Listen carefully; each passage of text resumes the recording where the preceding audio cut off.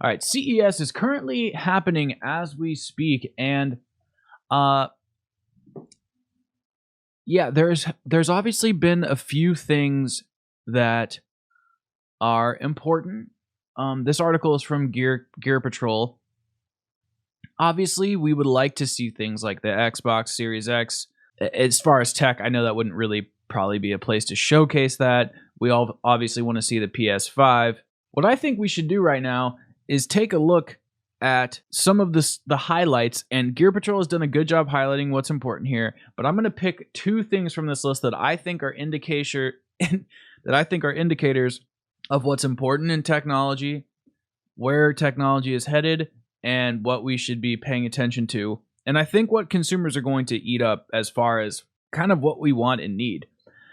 So they have the Fold by, I think this is Asus? No, Lenovo. Okay, so anyway, new decade's kicking off with what else but the Christmas of consumer gadgetry, CES 2020. And they open up with this Mophie Power Station Go. Now, I think that this is one of the ugliest things I've ever seen. That's not really for me or anyone to judge, I guess. I mean, I guess it is if you want to buy it. The Mophie announced one brand new product at this year's CES, and it's actually a first for the company. The Power Station Go is a portable power bank, which Mophie is well known for, but its unique design can actually jumpstart a car or SUV. It even comes with its own jumper cables. Additionally, the Power Station Go has two USB-A ports, an AC output port, and it can function as a wireless charging pad, which is obviously this area right here. It also has a built-in flashlight. The Power Station Go will be available for purchase on January 9th, which is Thursday, I believe. And it'll cost $160.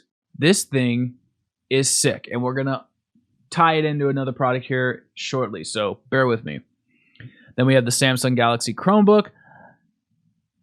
I don't know what it is. Samsung knows how to make sexy-ass phones. They know how to make sexy-ass TVs, but they do not know how to make a laptop. They're always ugly as shit, and I don't know who likes 2-in-1 laptops. I don't think this is important at all. Maybe it's because it's thinner and quieter, and it's a 4K OLED display. That's nice. That's nice to see.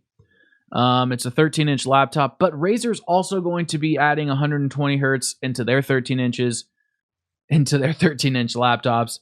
Also 300 hertz. So this is nice. This is cool. Not that important though. The Suunto. Okay, I didn't actually read this one. $500. Holy crap! This must be the first Google Android watch. That's awesome. So the Suunto basically has everything you'd want in a multi-sport smartwatch by Suunto. Little Suunto heavy here. It's built-in GPS, heart rate sensor, altimeter, and can track up to 70 different exercises: swimming, surfing, running, cycling, shockproof, waterproof, dirtproof. That's pretty cool. Additionally, there are things that make it different, which the watch's OS. It's on Google operating system. So a high-end smartwatch. That's awesome. Again, with the folding stuff, it's OLED. That's pretty cool. Don't really care about folding stuff right now. This looks like 2006 bezel design, and I get it. We'll get there with the folding tech, but right now it's not really cool. I think rollable TVs are cooler. Surprised we haven't seen more of those in the videos from the tech YouTubers. Here we go. Alien Concept UFO, or Alienware Concept UFO. This is the Nintendo Switch full-fledged gaming PC. So I don't think this device is going to be great. There's actually no graphics card in here. So this is the Alienware Concept UFO. It's a Nintendo Switch PC. What if the Nintendo Switch was a full-fledged Windows 10 gaming PC? That's the Alienware Concept. It's running on Intel. It doesn't have... Yeah, Dell hasn't said what kind of graphics it runs. Well, we know from Linus Tech Tips video that it's actually just Intel's chip, or whichever. Maybe they didn't specify Intel, but it's just the CPU with the built-in graphics. So this thing is awesome. It is ugly as hell, and it has built-in bezels, and they didn't put a GPU in, I guess, because of the temperature. They were saying that's according to Linus Tech Tips video with Alex hosting it, and he was just talking about how this thing right here. They were making a joke about how hot you want it to get. Obviously, there's proprietary handheld controllers. This thing looks really great. So here's what I want to talk about. Pair this type of thing with this type of thing. You're gaming anywhere you want. Your car's on the road. You got a Tesla. You plug your Tesla in here. You rest it on the wireless charger. You put your tire on the charger. You're wirelessly charging. You plug your fucking Alienware Concept UFO into there, and you're good to go. This is where I think tech is headed, into portability. Yes, I love coming home and sitting in my office with my giant bed thingy behind me that I thought was going to be smaller, but it's not.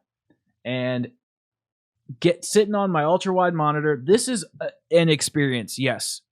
But I also love my Nintendo Switch. I love how the Nintendo Switch can play The Witcher and I can be pooping.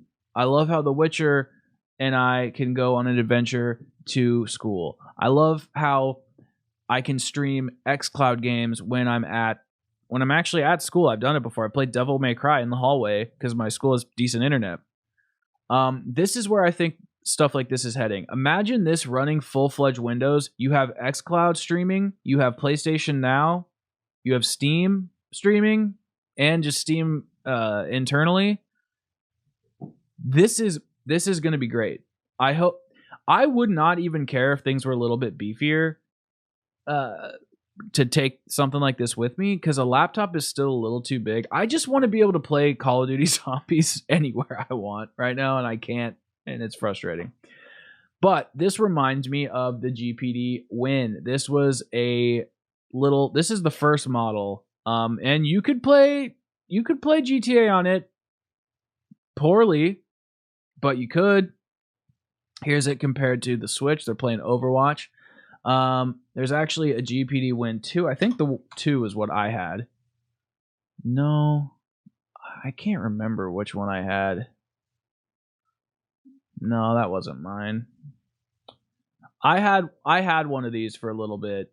I think this was it, actually. Yeah, this was it. It was cool. I think I actually might still have it.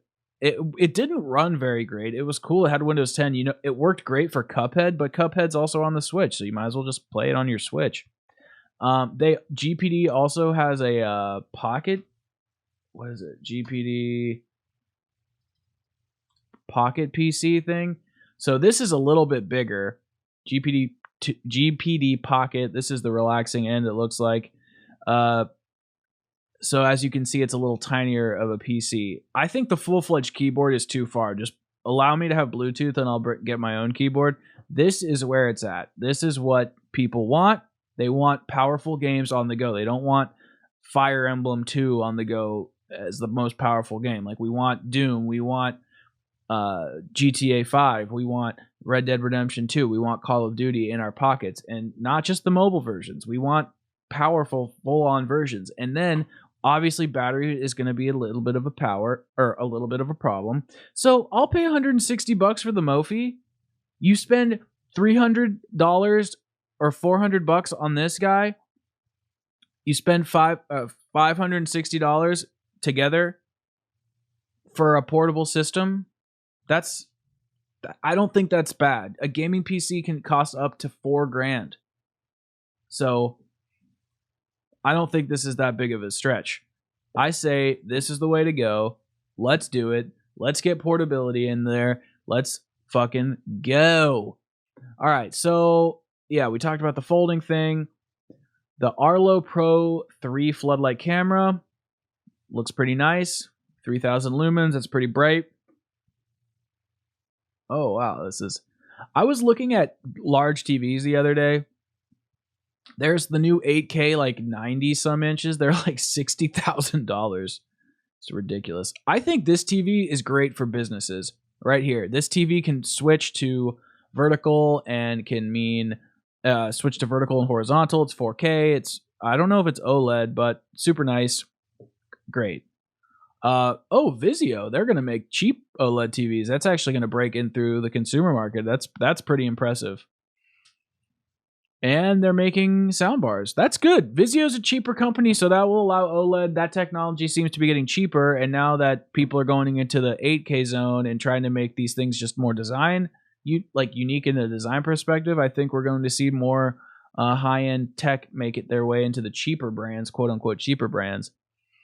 Holy crap. And then this stuff will be in our homes. This is beautiful. I didn't see this the first time I looked at it. Is there a better picture? Wow, look at that bezel, guys. Just basically a bottom bezel.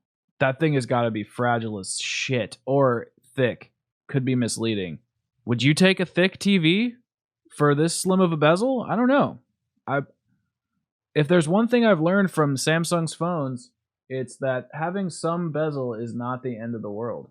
Let's get back to the article. Nanocell TV, OLED. So, okay, this is also 8K. Oh, wow, this is native 8K. It's kind of a high-end, or a high promise. Pretty interesting.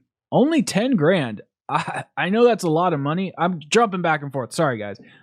This has really caught my attention. This is just beautiful tech. I don't think this is really necessary, but it's definitely beautiful.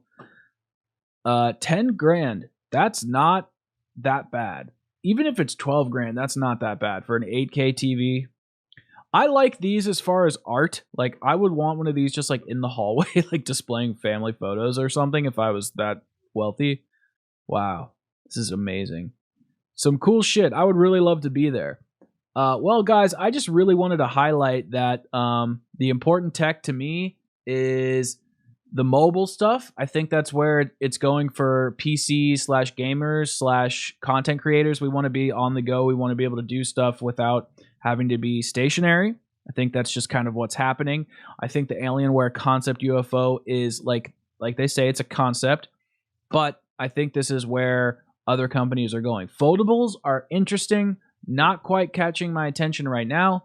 I think foldables are much more important in TVs because imagine rolling up your TV into its stand and you don't even have to worry about getting dust on it. You don't have to worry about it protruding into the space. You could actually have lights hanging up behind it that end up illuminating the room as well. You could do a lot of different things. Actually, this could be in front of a window and then you retract it and then your TV's gone. Beautiful stuff.